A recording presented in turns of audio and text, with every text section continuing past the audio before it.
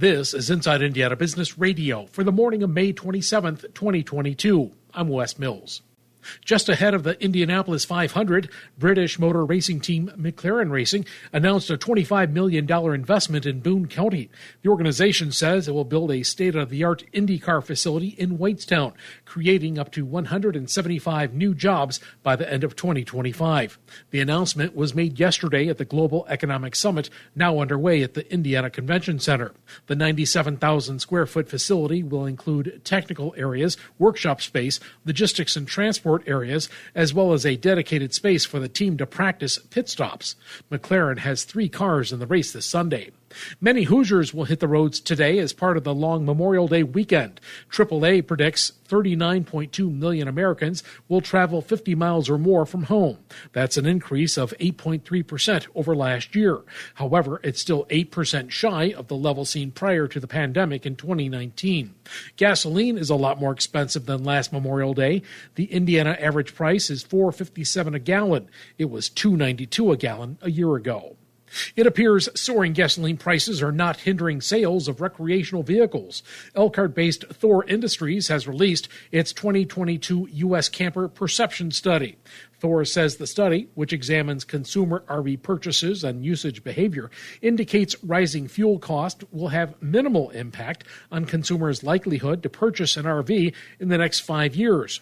Thor says it will use the results to help guide product ideas, marketing efforts, and overall strategies. From the number one source for Indiana business news, this is Inside Indiana Business Radio on demand.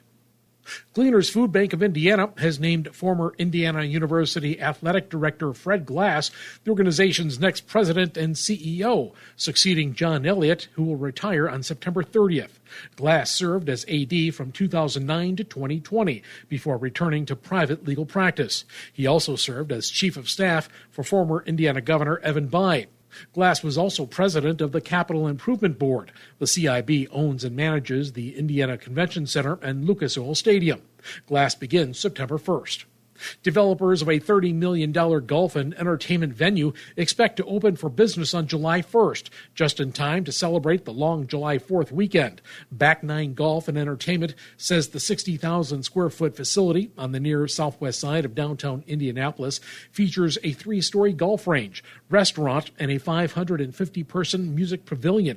Founder Neil Burnett says he's been studying and planning a concept for the last 7 years to create something different for Indy. It's excitement, and it's beginning of a transformation, really, of this whole area and expanding Indianapolis.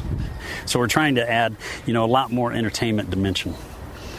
So it's not just golf and entertainment. This is entertainment for everybody. It will also create up to 200 full and part-time jobs.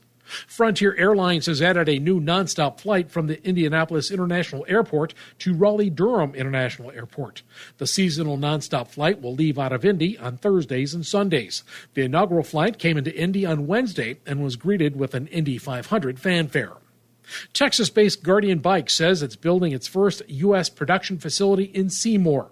The Jackson County Industrial Development Corporation says the bicycle manufacturing startup will invest nearly $7 million in the facility and create 100 jobs by 2026. Guardian Bikes makes bicycles for children it says are safer with its patented braking system. The company was featured on Shark Tank and received an investment from billionaire entrepreneur and IU Kelley School of Business graduate Mark Cuban. The company says Cuban challenged Guardian CEO Brian Riley to develop a new type of bike factory with robotic automation in the U.S. instead of importing bikes from China. I'm Wes Mills, Inside Indiana Business Radio on Demand.